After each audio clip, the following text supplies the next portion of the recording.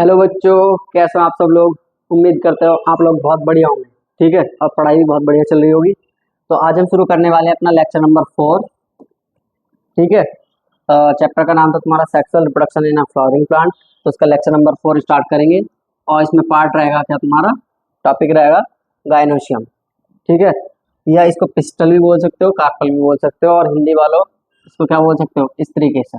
ठीक, यानी कि तो इसके बारे में पढ़ना स्टार्ट करो। ये क्या होता है, ठीक, ये क्या होता है, इसको क्या बोलते हैं हम, female reproductive part of the flower.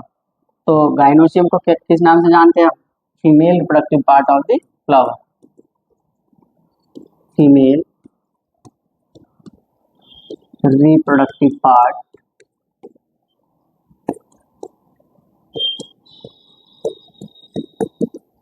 Of the flower. यानी कि जब हमने फूल की स्ट्रक्चर देखी थी, फ्लावर की स्ट्रक्चर देखी थी, तो उसमें हमें कई सारे पार्ट दिखाई दिए थे। 4 पार्ट दिखाई दिए थे मेनली, कैलिक्स, कोरोला, एंड्रोसियम और गाइनोसियम। ठीक है, तो हमने मेल वाले पार्ट को खत्म कर दिया है। उसके अंदर क्या क्या चीजें थी वो सारी की सारी चीजें हमने पढ़ ली हैं। तो आज हम क्या पढ़ने वाले हैं, female reproductive part of the flower. इसके अंदर हम इसकी क्या देखेंगे, स्ट्रक्चर्स देखेंगे, कैसे ये हमें दिखाई देता होगा, कैसा दिखाई देता होगा ये वाला पार्ट हमें।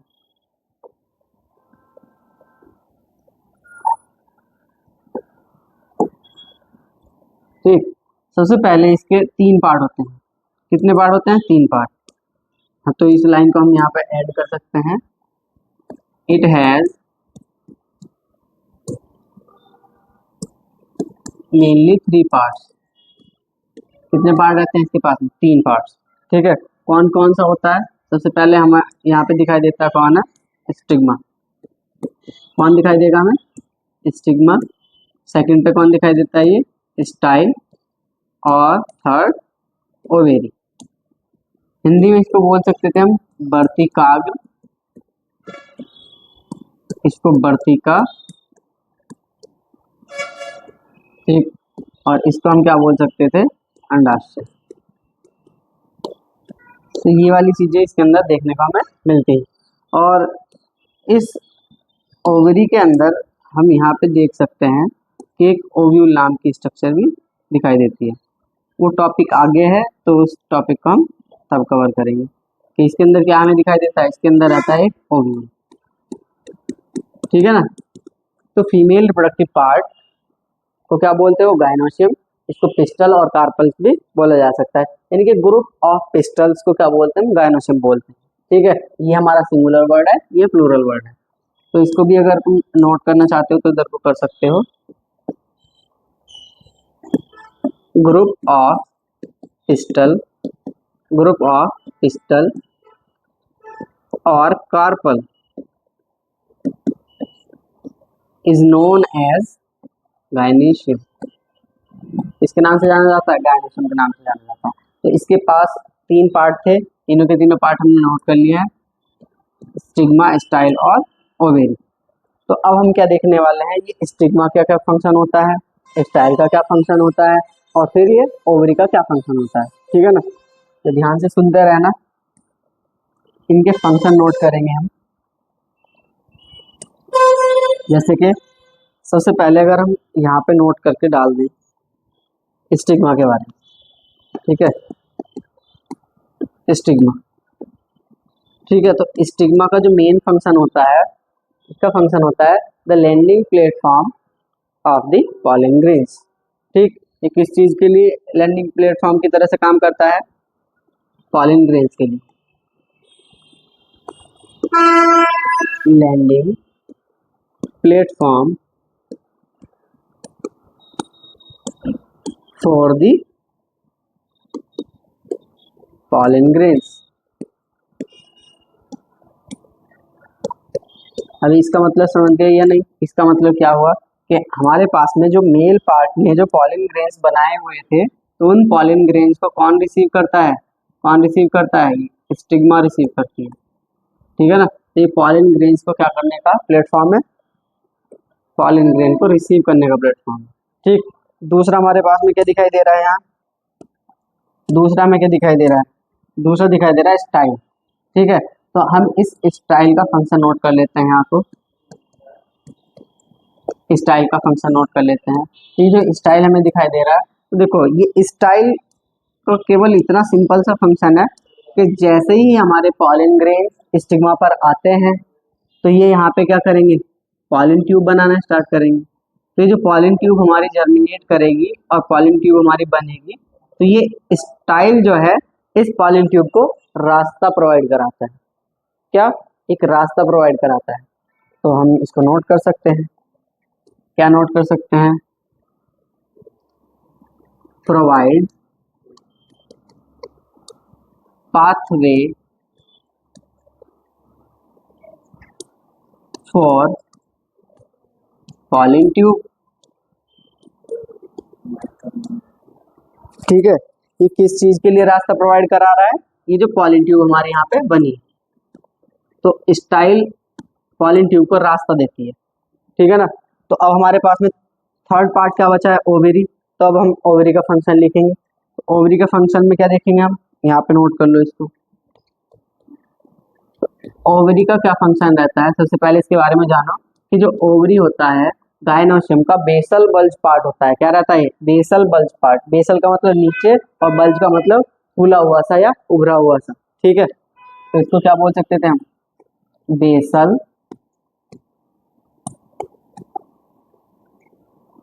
बेसल बल्ज पार्ट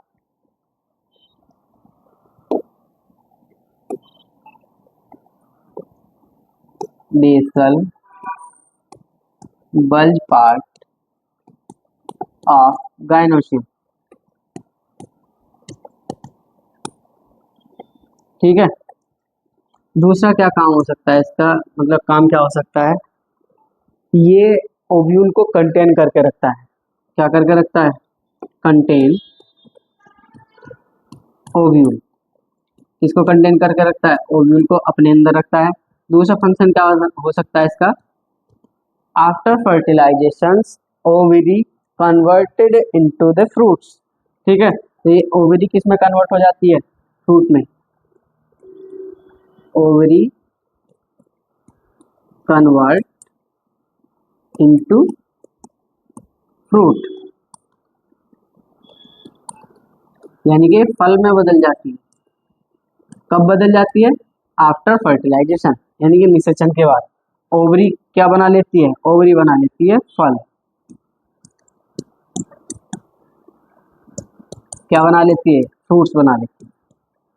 तो हमें मेन पार्ट का पता चल चुका है। ठीक है, हमने क्या पढ़ लिया, female reproductive part of the flower. ठीक है, इसको गायनोसिस में पिस्टल कार्पल आपने बोल दिया। इसके 3 पार्ट आपने पढ़ लिए, स्टिग्मा, स्टाइलो और ओवरी। इनके अपने फंक्शन भी पढ़ लिए कि किसका क्या फंक्शन था, वो फंक्शन हमने नोट कर दिए हैं। पहला ये था, सेकेंड और ये हमारा थर्ड। ठीक है, नेक्स्ट टॉपिक हम देखते हैं। नेक्स्ट टॉपिक क्या देखते हैं, ओवरी के टाइप्स, कि ओवरी कितने टाइप की हो सकती है। ठीक है, यानी कि तुम्हारे पास में जो ये अंडाशय दिखाई देता है, अंडाशय, तो अंडाशय के प्रकार ये कितने प्रकार के हो सकते हैं, ओवेरी। तो ये मेनली हमें दिखाई देती है 2 टाइप की। पहला दिखाई देता है हमें मोनोकार्पिलरी ओवरी, दूसरा क्या दिखाई देता है हमें, मल्टी कार्पिलरी ओवरी। ठीक है, मोनोकार्पिलरी नाम से भी क्लियर हो चुका होगा। मोनो का मतलब क्या होता है, एक, तो इसको हम क्या बोल सकते हैं, एक अंडपी। ठीक है, और इसको मल्टी का मतलब क्या होता है, बहुत सारे। इसको हम क्या बोल सकते हैं, इसको हम क्या बोल सकते हैं, इसको बोल सकते हैं बहु अंडपी।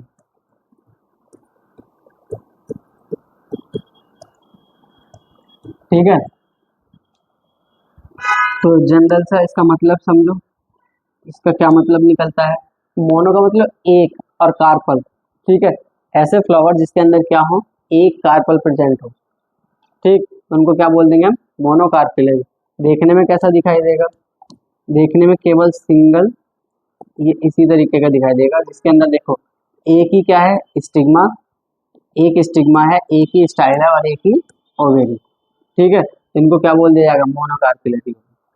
एग्जाम्पल इनके क्या रहते हैं, इनके एग्जाम्पल रहते हैं तुम्हारे पास में पी और बीन्स। ठीक है, यानी कि तुम्हारे पास में मटर वगैरह जो रहती है। ठीक है, और बीन्स का मतलब भी मटर टाइप की फली टाइप की रहती है। तो मोनोकार्पिलरी पढ़ लिया। अब मल्टी कार्पिलरी देखो, मल्टी कार्पिलरी का क्या मतलब निकलेगा? मल्टी कार्पिलरी का मतलब निकलेगा जिसके अंदर हमारे पास में एक से ज्यादा स्टिग्मा स्टाइल ओवरीज प्रेजेंट हो। ठीक है, ऐसे करके। तो ये हमारे पास में क्या दिखाई दे रहा है? मल्टी कार्पिलरी। अब मल्टी कार्पिलरी भी तुम्हारे दो टाइप से प्रेजेंट हो सकते हैं। कितने टाइप से प्रेजेंट हो सकते हैं? दो टाइप से। एक क्या हो सकता है तुम्हारा एपोकार्पस, और एक क्या हो सकता है तुम्हारा सिनकार्पस। ठीक है, एपोकार्पस, एपोकार्पस का मतलब होता है वियुक्त अंडापी,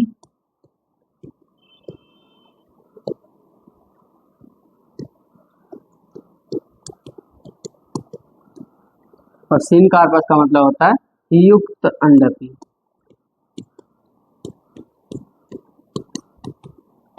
मतलब आप समझ ही गए होंगे। ठीक है, सिनकार्पस का मतलब फ्यूज। ठीक है, इसको हम एक सिंपल से वर्ड में क्या लिख सकते हैं? इसको हम एक सिंपल वर्ड में लिख सकते हैं, एपोकार्पस का मतलब रहता है फ्री फॉर्म। किस फॉर्म में रहते हैं? Free form.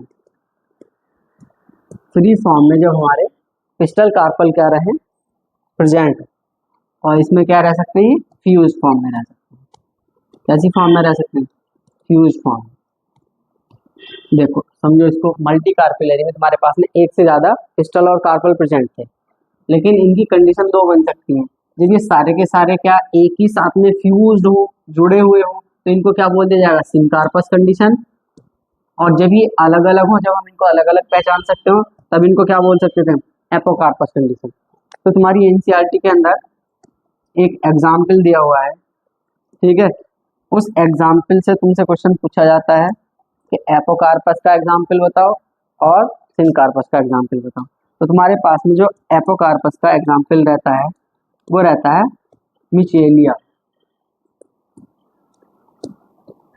ठीक है, मिचेलिया तुम्हारे पास में एक डायग्राम दिखा रखा है एनसीईआरटी के अंदर, इस तरीके से बना हुआ है।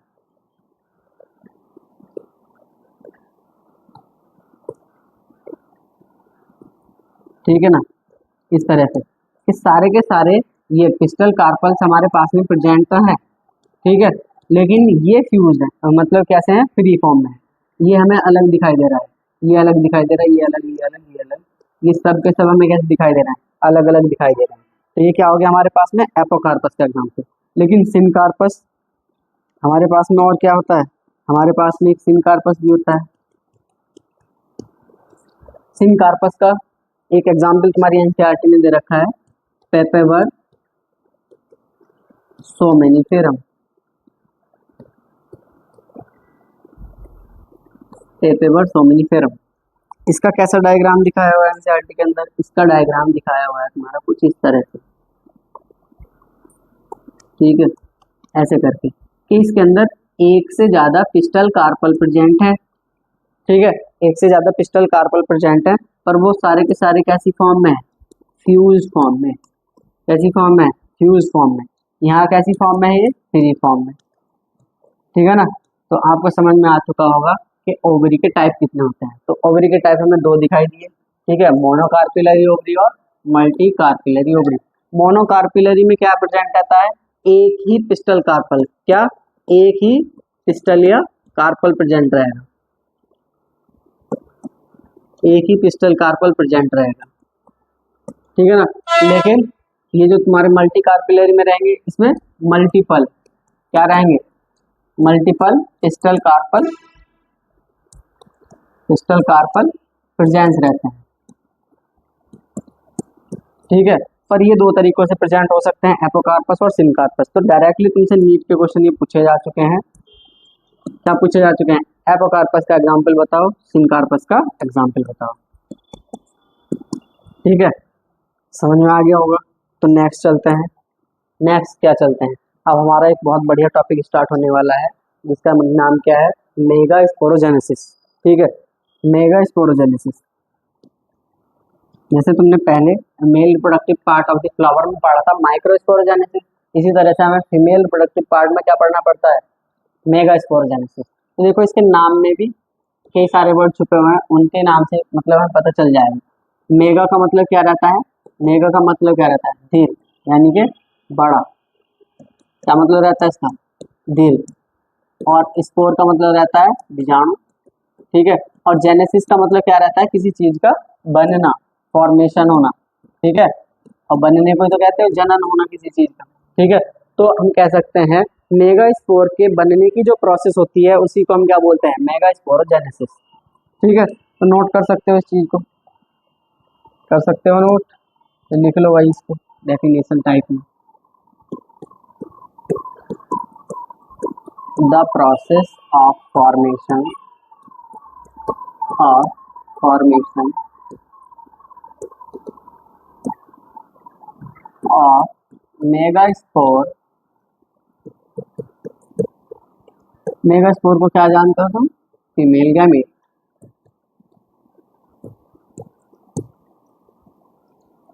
इज नोन एज, इसके नाम से जानते हो इसको, इज नोन एज मेगास्पोरोजेनेसिस,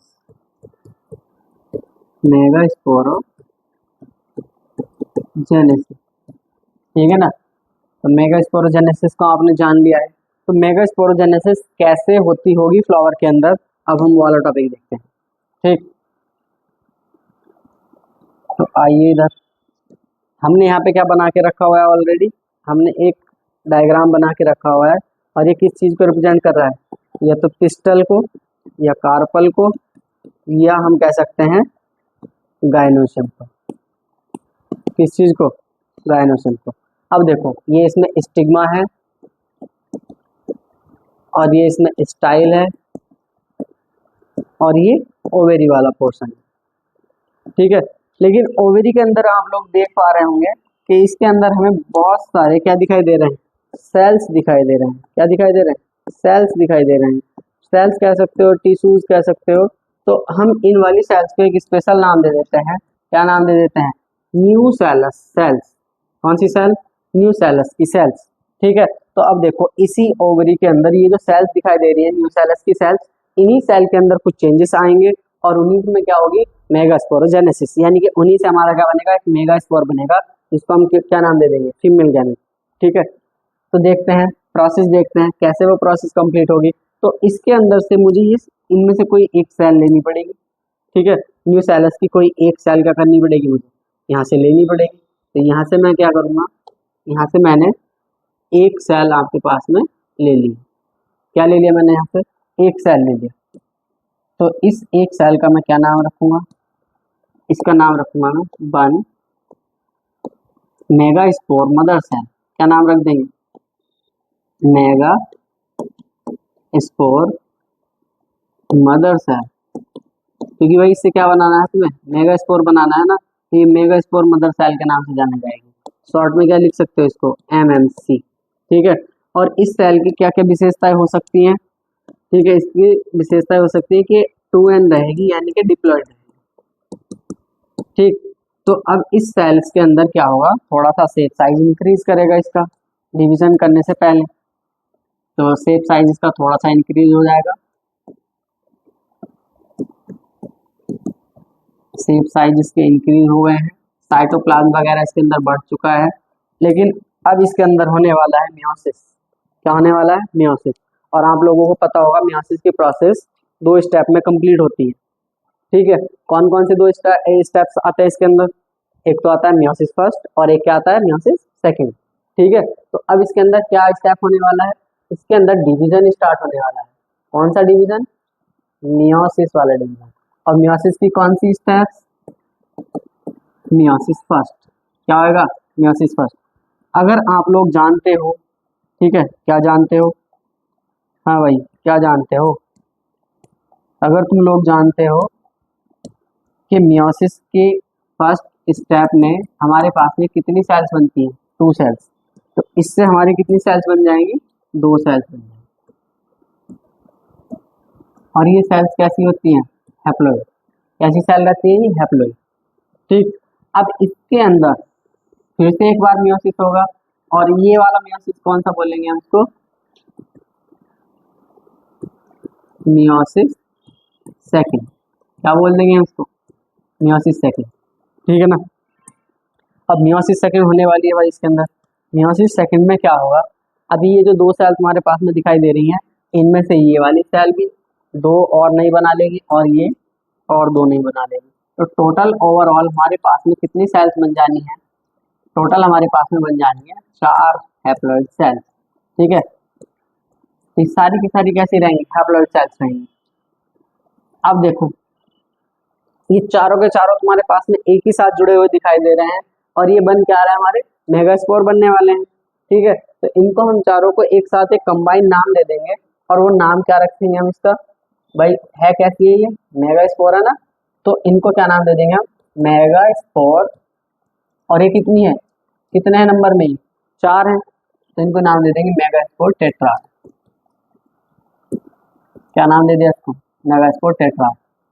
लेकिन सबसे इम्पोर्टेंट बात यहीं से तुम्हारी शुरू होने वाली है। क्या बात शुरू होने वाली है कि बने तो सर ये 4 हैं, कितने बने हैं, 4 बने हैं, कितने बने हैं, 4। अब इन 4 में से क्या होगा, इनमें से 3 जो हैं, ठीक है, चैलेंजल एंड की, वो क्या हो जाएंगी, डीजनरेट। तो इनमें से हमारी 3 सेल क्या हो जाती हैं, डीजनरेट।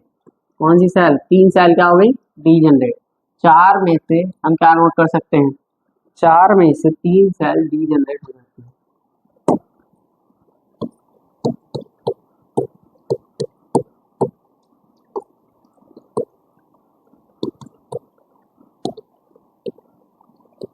डीजनरेट का मतलब समझते होंगे ना, नष्ट हो जाती है। ठीक है, केवल एक फंक्शनल सेल बचती है। क्या बचती है, केवल एक फंक्शनल, और उसी को हम क्या बोल देते हैं, एक फंक्शनल मेगास्पोर। फंक्शनल मेगास्पोर, ठीक है ना। और ये कैसा होता है, ये हैप्लॉइड होता है।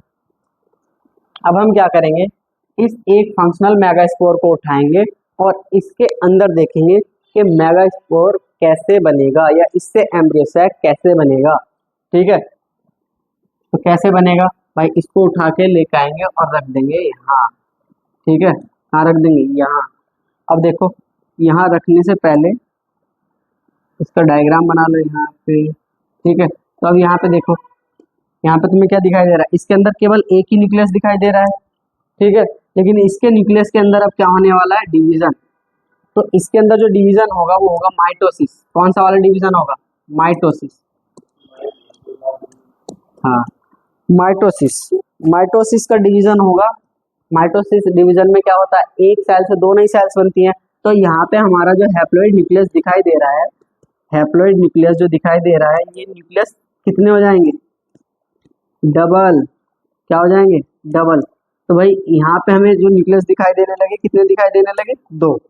यानी कि एक न्यूक्लियस से हमारे पास में 2 नए न्यूक्लियस आ गए। लेकिन फिर इसके बाद में एक बार और इसके अंदर क्या होगी, माइटोसिस। ठीक है, सेकंड टाइम। तो इसके अंदर जो 2 न्यूक्लियस थे, अब वो 2 न्यूक्लियस कितने बन जाएंगे, 4।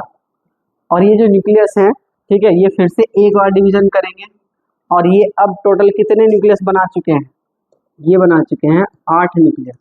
ठीक है, हमारे पास में जब 8 न्यूक्लियस बन जाते हैं, ठीक है, तो ये अपने आप को क्या करना स्टार्ट करते हैं, अरेंजमेंट स्टार्ट करना शुरू करते हैं। अरेंजमेंट का मतलब कि ये अपने आप को अरेंज स्टार्ट करना शुरू करते हैं।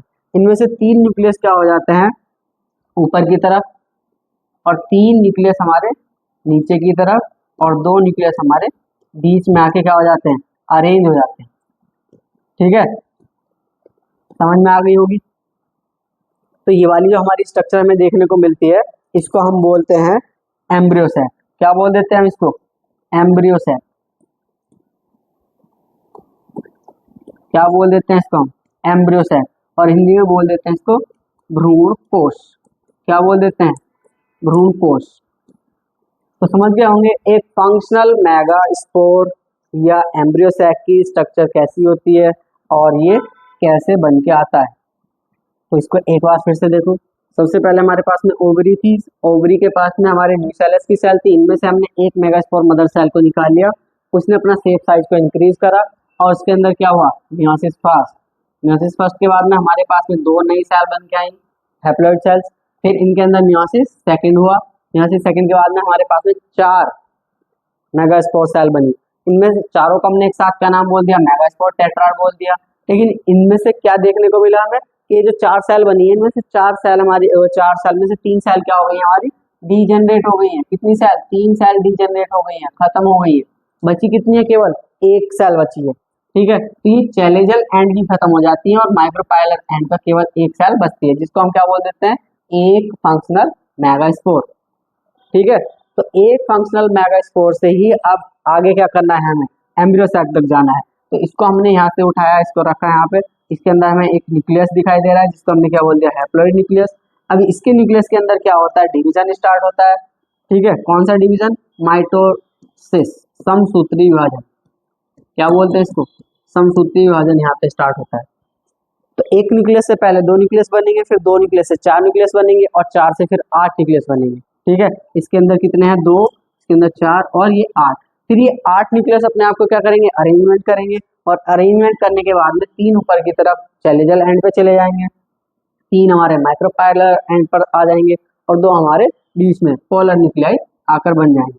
फिर क्या होगा, उनके पास में कुछ सेल्स वगैरह चढ़ जाएगी, या क्या कह सकते हैं उनको, कि उन पे सेल वॉल चढ़ जाएंगे। यहाँ पे इसके पास में एक नई सेल वॉल आ जाती है, इसके पास में एक नई सेल वॉल आ जाती है, इसके पास में एक नई सेल वॉल आ जाती है। तो हमारे पास में कितनी सेल बन गई है, 3 सेल बन गई है। कितनी सेल बन गई, 3। और यहाँ पर देखो, यहाँ पर भी हमारे जो न्यूक्लियस आके यहाँ पे इकट्ठा हुए हैं माइक्रोपाइलर एंड की तरफ, इनके चारों तरफ भी क्या बन जाती है, सेल वॉल बन जाती है। तो 3 ही क्या बन जाती है, ये नीचे की तरफ सेल बन जाती हैं, 3 सेल नीचे की तरफ। लेकिन बीच में जो हमारा ये दिखाई दे रहा है, 2 न्यूक्लियस हमारे दिखाई दे रहे हैं, ये अपने चारों तरफ केवल एक ही क्या बनाते हैं, केवल एक ही सेल वॉल बना लेते हैं, और ये कंबाइंड रूप से एक सेल बनती है। कितनी सेल बनती है, एक सेल। तो यहाँ पे देखने को क्या मिलेगा कि 3 सेल ऊपर है, 3 ही सेल नीचे है, और एक सेल कहाँ पे, बीच में। ठीक है, तो टोटल कितनी सेल दिखाई दे रही है हमें यहाँ पे, 7 सेल। कितनी सेल, 7 सेल। लेकिन न्यूक्लियस के नंबर कितने हैं, 3 ऊपर है, 3 नीचे हैं, और 2 बीच में है। न्यूक्लियस कितने हैं, न्यूक्लियस 8 ही। ठीक है, तो एम्ब्रियो सैक के अंदर हमें क्या दिखाई दे रहा है, 7 सेल 8 न्यूक्लिएटेड स्ट्रक्चर। लेकिन यहाँ पे जो माइटोसिस हुआ है तुम्हारा, यहाँ पे तुम काउंट करके देखो कितनी बार हुआ है, 1, 2 और 3। माइटोसिस कितनी बार हुआ है, 3 बार। और मियोसिस कितनी बार हुआ है, मियोसिस केवल 1 बार। ठीक है, 1 बार। तो आपने समझ लिया होगा कि ये वाला जो डिवीजन होता है, न्यूक्लियर वाला डिवीजन, इसको हम जानते हैं फ्री न्यूक्लियर डिवीजन के नाम से। किसके नाम से जानते हैं, फ्री न्यूक्लियर डिवीजन के नाम से, फ्री न्यूक्लियर डिवीजन। ठीक है, फ्री न्यूक्लियर डिवीजन का मतलब क्या होता है, only nucleus divide, only nucleus divide. Nucleus ही केवल डिवाइड करता है, इसमें सेल डिवाइड नहीं करिए। ठीक है, तो अब हम देखते हैं इनसे किस किस टाइप के क्वेश्चन इनसे पूछे जा सकते हैं। ठीक है, टॉपिक था हमारा मेगास्पोरोजेनेसिस। तो क्या बन चुका है हमारा, देखो, एक मेगास्पोर मदर सेल से, कितने से, एक मेगास्पोर मदर सेल से फंक्शनली केवल कितना बचा था, एक। तो एक मेगास्पोर मदर सेल एक ही फंक्शनल मेगास्पोर बना सकती है, और फिर उससे एक ही क्या बनेगा हमारा, एक ही एग बनेगा। ठीक है ना, जबकि पॉलिन मदर सेल ने क्या करा था, एक पॉलिन मदर सेल ने 4 पॉलिन ग्रेन्स बनाए थे। समझ पा रहे होंगे। तो देखते हैं नेक्स्ट इसमें से किस टाइप के तुमसे क्वेश्चन पूछे जा सकते हैं। तो सबसे पहले तुमसे एक क्वेश्चन पूछा जा सकता है यहाँ पे। ठीक है, बताने की कोशिश करना इसका आंसर, जो कमेंट में बताने की कोशिश करेगा, ठीक है, उसकी कमेंट पढ़ के उसको क्या करा जाएगा, उसके लिए एक चॉकलेट भेजी जाएगी बढ़िया सी। ठीक है, तो यहाँ पे देखो, मैच्योर एम्ब्रियो सैक के फॉर्मेशन में कितने मियोसिस हुए हैं और कितने माइटोसिस हुए हैं। ठीक है, तो ये हमारे पास में नीट 2025 का क्वेश्चन है। कब का क्वेश्चन है, नीट 2025 का क्वेश्चन है ये।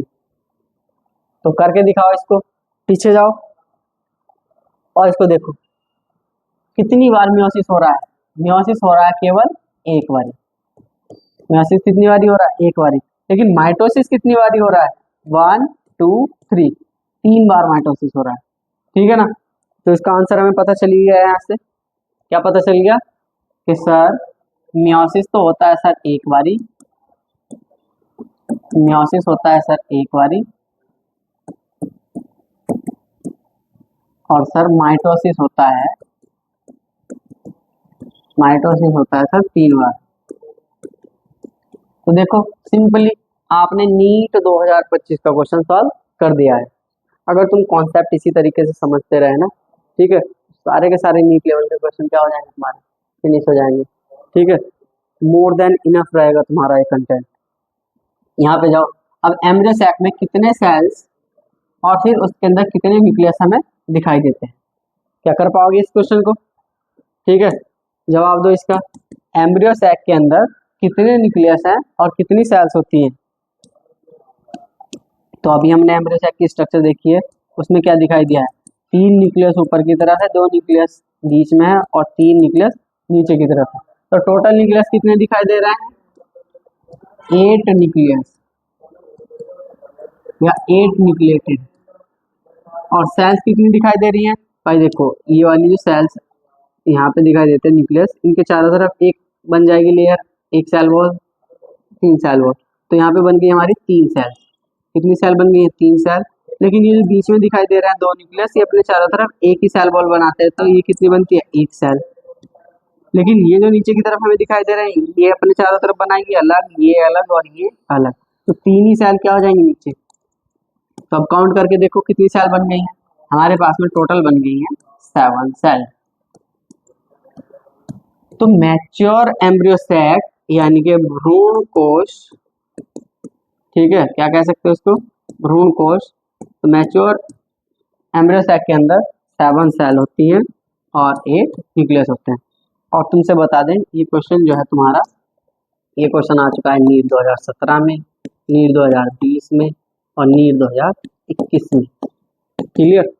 तो ऐसे ऐसे सिंपल सिंपल से क्वेश्चन भी तुमसे कर लिए जाते हैं, जैसे कि हमने तुम्हें यहाँ भी बताया था 7 सेल 8 न्यूक्लिएटेड स्ट्रक्चर। समझ में आ चुका होगा? ये क्वेश्चन तुमने सॉल्व कर लिए होंगे ये नीट के क्वेश्चन से। अब हमारे पास में क्या रहेगी? स्ट्रक्चर ऑफ ओव्यूल, कि ओव्यूल हमारा कैसा दिखाई देता है। और ओव्यूल कहाँ पे प्रेजेंट बताया था मैंने, कि ओवरी होती है, ओवरी के अंदर क्या प्रेजेंट रहता है हमारा? ओव्यूल प्रेजेंट रहता है। तो अब हम क्या देखेंगे? अब हम देखेंगे इसकी स्ट्रक्चर। ठीक है, यहाँ पे देखो सबसे नीचे की तरफ इसमें क्या दिखाई दे रहा है हमें? ये एक प्लेसेंटा नाम की स्ट्रक्चर दिखाई देती है। क्या दिखाई देती है? प्लेसेंटा नाम की स्ट्रक्चर दिखाई देती है।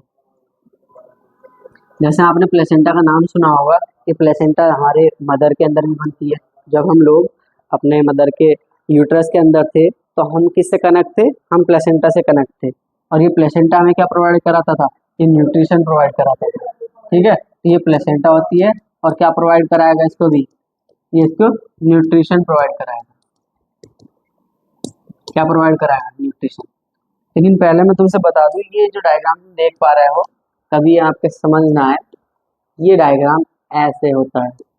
ये हमारे पास में, इसको तो जानते होंगे, स्टिग्मा, स्टाइल, ओवरी वगैरह को जानते होंगे। तो इस ओवरी के अंदर ये ओव्यूल क्या रहता है? ओव्यूल रहता है इस तरीके से लगा हुआ। ठीक है ना? और इसी के अंदर क्या मिलती है हमें? 3 सेल और ये वाले सेल एम्ब्रियो सेल। ठीक है, तो ये यहाँ पे हमें स्ट्रक्चर दिखाई दे रही है ओवरी के अंदर। ठीक है ना? तो ये जो प्लेसेंटा है ये ओवरी की वॉल से कनेक्ट है। तो ये फिर ऊपर की तरफ जो दिखाई दे रहा है ये हमें फ्यूनिकल दिखाई दे रहा है। ये जहाँ पे ये कनेक्ट है ये हमें हाइलम दिखाई देगा। ठीक है, तो ये ओवरी के अंदर होता है। ये ओव्यूल कहाँ पे रहता है? ओवरी के अंदर रहता है। समझ पा रहे होंगे आप? तो भाई देखो समझो इसको फिर से। प्लेसेंटा था, प्लेसेंटा से अब एक स्टॉक लाइक स्ट्रक्चर हमें निकलती हुई दिखाई दे रही है, जिसका क्या नाम रखा है हमने? फ्यूनिकल। कैसी स्ट्रक्चर होती है? एक स्टॉक लाइक स्ट्रक्चर, तने के जैसी।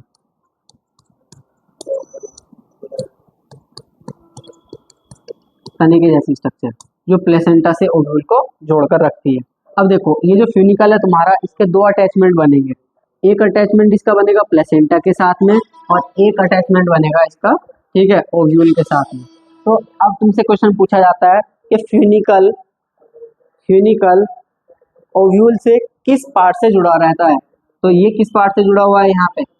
हाइलम से। किससे जुड़ा हुआ है? हाइलम से। और कॉन्ग्रेचुलेशंस, आपने भाई एक सवाल क्या कर दिया है, नीट का सॉल्व कर दिया है। क्या कर दिया है? नीट का एक सवाल सॉल्व कर दिया है। और ये नीट 2021 में तुमसे पूछा गया था। नीट 2021 में क्या पूछा गया था? तुमसे पूछा गया था कि ओव्यूल की वो जगह जहां से हमारा फिनिकल अटैच रहता है, जहां से हमारा फिनिकल अटैच रहता है, तो वो जगह कौन सी है? हाइलम। समझ गए ना?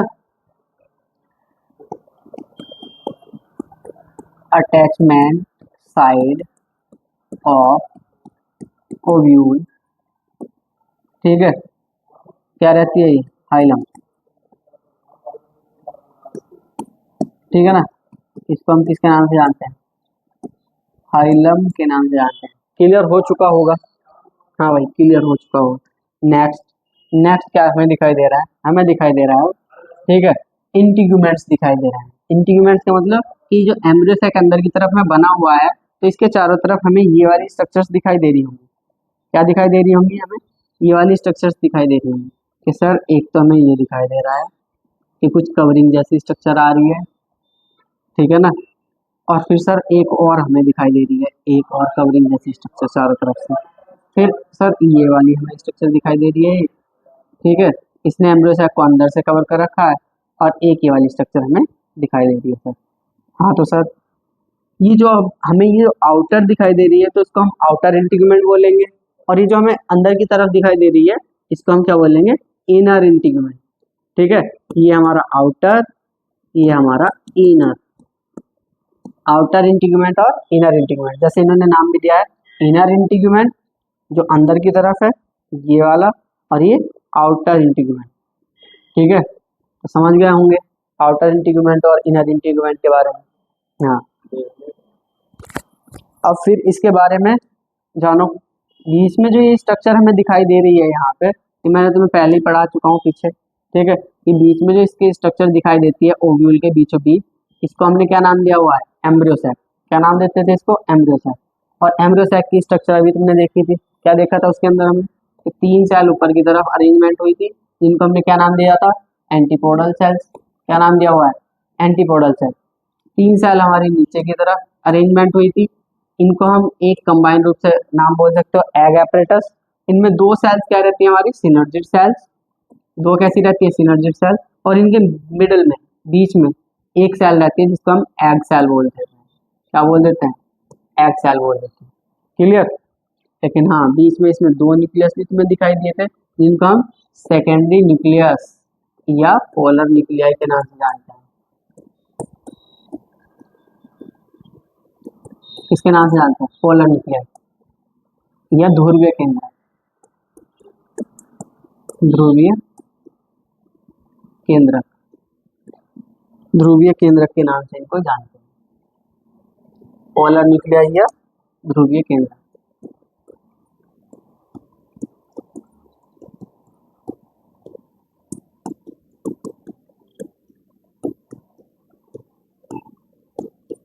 समझ पा रहे होंगे? तो अब हमने यहाँ पे देखो, हाँ यहाँ पे तुम्हें एक स्ट्रक्चर दिखाई दे रही है जिसको क्या बोल दिया तुमने? न्यूसेलस। लेकिन हाँ, यहाँ पे ये इंटीग्यूमेंट्स पूरे कनेक्ट आपस में नहीं है। तो इस वाले इंटीग्यूमेंट और इस वाले इंटीग्यूमेंट के बीच में हमें क्या दिखाई दे रहा है? कुछ गैप दिखाई दे रहा है, ठीक है। तो हम इस गैप को बोल देते हैं माइक्रोपाइल। क्या बोल देते हैं? माइक्रोपाइल, ठीक है। माइक्रोपाइल का मतलब क्या बनता है? बीजांड द्वार, ठीक है। सर यहाँ से तो एक ओपनिंग जैसी दिखाई दे रही है, बिल्कुल हाँ सर, ओपनिंग जैसी दिखाई दे रही है। तो इस ओपनिंग से हमारी पॉलिन ट्यूब क्या लेती है? एंट्री लेती है। तो माइक्रोपाइल का भी फंक्शन तुम्हें पता चल गया होगा, यहाँ से हमारी पॉलिन ट्यूब एंट्री लेगी, ठीक है। आउटर इंटीग्यूमेंट और इनर इंटीग्यूमेंट का क्या काम रहता है सर? इनका काम रहता है कि सीड कोट बनाती है। क्या बनाती है दोनों मिलकर? सीड कोट बनाती है। सर सीड कोट क्या रहता है भाई? जैसे सीड के चारों तरफ कुछ कवरिंग मिलती है ना, तो उसको हम क्या बोल देते हैं? सीड कोट बोल देते हैं। इस ओव्यूल का हमें एक एंड दिखाई देता है जिसको हम बोल देते हैं चैलेंजर एंड। और ये जो माइक्रोपाइल की तरफ तुम्हें दिखाई दे रहा है, इसको बोल देते हैं माइक्रोपाइलर एंड, ठीक है। तो ये वाली स्ट्रक्चर आपको समझ में आ चुकी होगी। इसमें सबसे पहले प्लेसेंटा था, फिनिकल था, hilum, outer integument, inner integument, और बीच में क्या छुपा हुआ है? एम्ब्रियो सैक, ठीक है। समझ में आ चुका होगा। नेक्स्ट क्या देखते हैं हम, ठीक है, नेक्स्ट देखते हैं हम टाइप ऑफ ओव्यूल्स। ठीक है, कि ओव्यूल्स के टाइप हमें बताओ, ओव्यूल्स के कितने टाइप रहते हैं। तो ओव्यूल्स देखो, ओव्यूल रहते हैं तुम्हारे पास में मैनी टाइप के। क्या रहते हैं ये, ओव्यूल रहते हैं मैनी टाइप के। Many types of ovules, ovules are found, बस पाए जाते तो कई प्रकार के हैं, ठीक है, बट तुम्हें अपनी एनसीईआरटी के अकॉर्डिंग, ठीक है, मेनली इम्पोर्टेंट टू टाइप्स। कितने टाइप्स है हमारे पास में, टू टाइप्स, ठीक है। सबसे पहला टाइप रहता है हमारे पास में ऑर्थोट्रोपस ओव्यूल। इसको क्या बोल देंगे हम, orthotropous, orthotropous ovule. Orthotropous ovule को मैं अगर तुम्हें हिंदी में बता दूं, इसका मतलब रहता है सीधा बीजांड। ठीक है, कैसा रहता है ये, सीधा। और एक हमारे पास में क्या है, एनाट्रोपस ओव्यूल। इसको क्या बोल देंगे हम, एनाट्रोपस ओव्यूल। ठीक है, ऑर्थोट्रोपस और एनाट्रोपस। भाई ऑर्थोट्रोपस का मतलब सीधा था, तो इसका मतलब क्या होगा, उल्टा। ठीक है, समझ पा रहे होंगे। स्ट्रक्चर सेम टू सेम वही होती है जो अभी हम पीछे देख के आए हैं। इस वाले की देखो, एनाट्रोपस ओव्यूल की, तो आप देख सकते हो कि यही वाली स्ट्रक्चर हमें दिखाई दे रही है। तो यही वाली स्ट्रक्चर हमारी क्या है, एनाट्रोपस ओव्यूल की है। अगर कोई तुमसे पूछ ले कि ये किस टाइप का ओव्यूल था, तो ये हमारा एनाट्रोपस ओव्यूल था। कैसा था ये, एनाट्रोपस ओव्यूल। तो एनाट्रोपस ओव्यूल में अगर आप पॉइंट कुछ नोट करना चाहो तो कर सकते हो कि एनाट्रोपस ओव्यूल में माइक्रोपाइल नीचे की तरफ होता है। माइक्रोपाइल कहाँ पे होता है, नीचे। ठीक है, लेकिन ऑर्थोट्रोपस ओव्यूल में हमारा माइक्रोपाइल कहाँ पे रहता है, ऊपर। और इसमें माइक्रोपाइल कहाँ पे रहता है हमारा, नीचे की तरफ।